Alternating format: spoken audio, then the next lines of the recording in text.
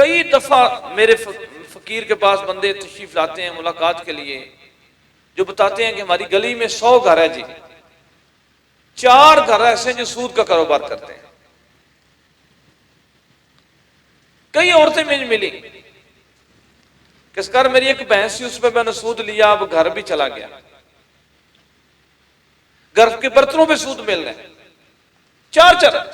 اور ہوتا یہ ہے کہ لوگ سود پہ پیسے لیتے ہیں، وہ چھوٹے چھوٹے پیسے دیتے ہیں، 30,000 دیتے ہیں، 25,000 دیتے ہیں، 50,000 دیتے ہیں،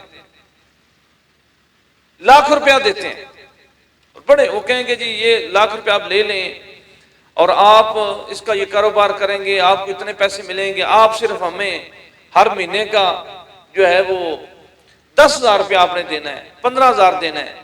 بعض بندے 25,000 اور 35,000 لاکھ روپیہ ایک مہینے کے 35,000 روپیہ سود دیتے ہیں۔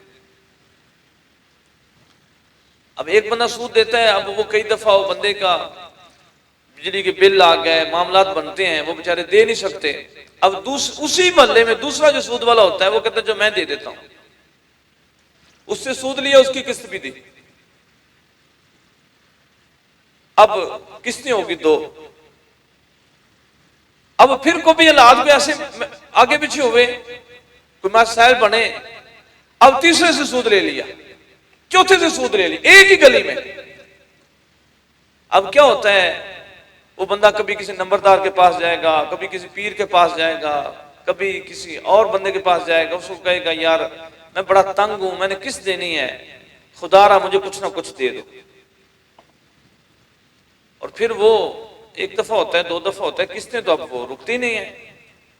اب کیا ہوتا ہے، وہ رات کے سناٹے میں ایک رکشا کرواتا ہے، وہاں پہ اس کی بیوی کو بٹھاتا ہے، بچوں کو بٹھاتا ہے، 2 منجیاں لیتا ہے، وہ بیچارہ نکل جاتا ہے۔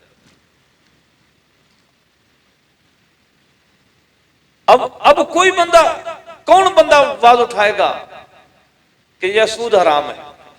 ایک جگہ پہ ایک بندہ سود والا بیٹھا تھا، تو میں نے سود کے خلاف تقریر کر دی، گفتگو کر دی۔ مجھے دوستوں نے بتایا کہ جب آپ دعا مانگ رہے تھے اس نے ہاتھ نہیں اٹھائے۔ سود کا چھوٹے سے چھوٹا گناہ یہ ہے کہ اپنی والدہ کے ساتھ زنا کرنا ہے۔ کریم نبی فرمایا کہ وقت آئے گا اگر گھر میں سود کی ہانڈی نہیں چڑھی تو دھواں ضرور پہنچ جائے گا۔ آج اس دور سے میں بھی گزر ہوں، آپ بھی گزر رہے ہیں۔ ہم یہ حج پہ بھی جانے ہیں، وہ بھی پیسے جمع کرانے ہیں، عمرے پہ جانا ہے، وہ پیسے جمع کرانے ہیں۔ بجلی کا بل پیر نہ دے، مرید نہ دے، مفتی نہ دے، علامہ نہ دے، کوئی نہ دے، اگر اس میں بل لیٹ ہو گیا اس پہ وہ اس کو سود آ جائے گا۔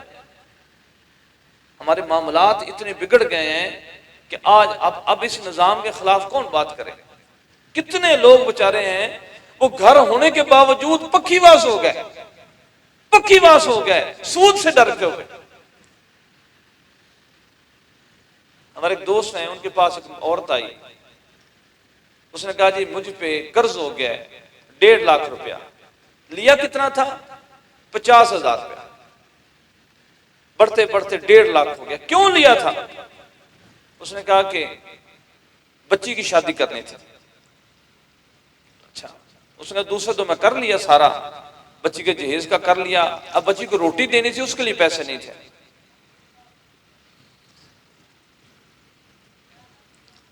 روٹی، شادی کی روٹی ایک ہی ہے، کتنی روٹی ہیں؟ ایک روٹی، ایک روٹی، بالکل ایک روٹی، صرف شادی کی ایک روٹی ہے، وہ بھی ولیمہ ہے۔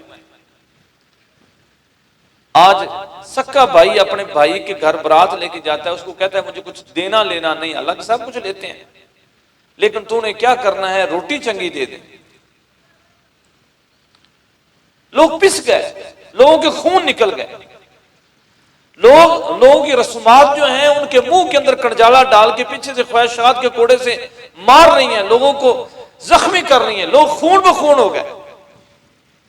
کتنے بچے ہیں جو پیدا ہونے سے پہلے ماں کے پیٹ میں ہوتے ہیں تو وہ مقروض ہو جاتے ہیں۔ ویسے تو ہمارا پورا ملک ایسا ہے، پورا ملک ایسا ہے کہ جو بندہ پیدا ہوتا ہے وہ بتاتے ہیں پتہ نہیں 1 لاکھ اور کتنے پیسے وہ قرض لے کے ماں کے پیٹ سے باہر آتا ہے۔